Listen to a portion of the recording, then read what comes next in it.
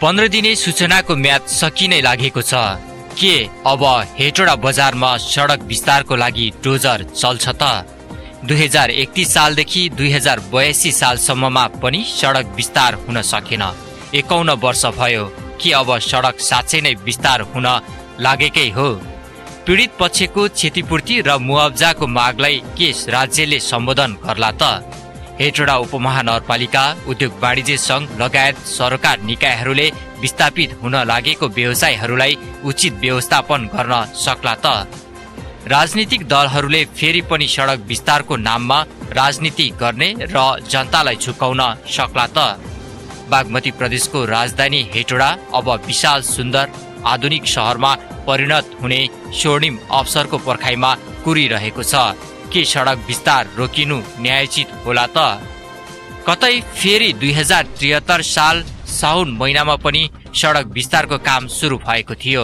China quarter, Hetauda अस्पतालको व्यावसायिक भवनहरू, बुद्ध चोकको ट्राफिक कार्यालयलाई पनि भत्काइएको थियो, तर त्यो काम रोकिएको थियो। फेरि 9 वर्षपछि सडक विस्तारको काम सुरु हुन थाल्दैछ।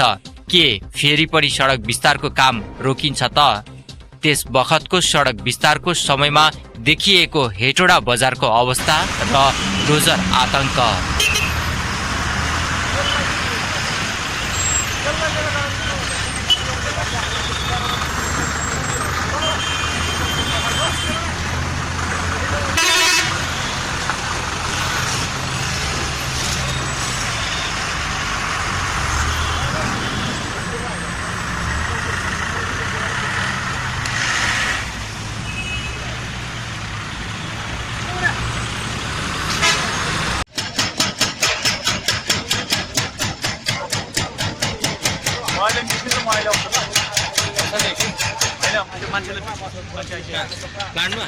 कतिखेर आउने म त आयो नि फेरि यता पनि भेट्नुहुन्छ मान्छे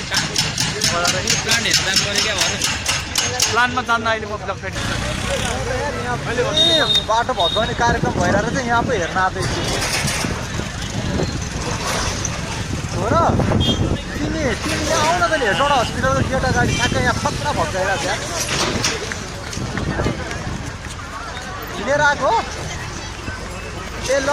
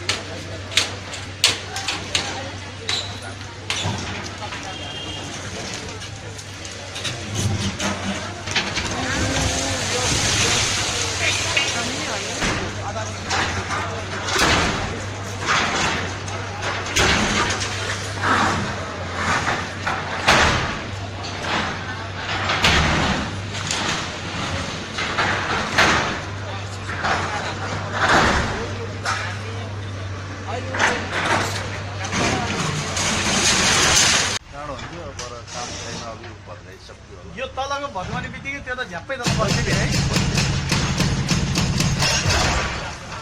यो जिम्मेवारलाई पनि इन्जिनियरले चाहिँ यो भत्काएको देखाएर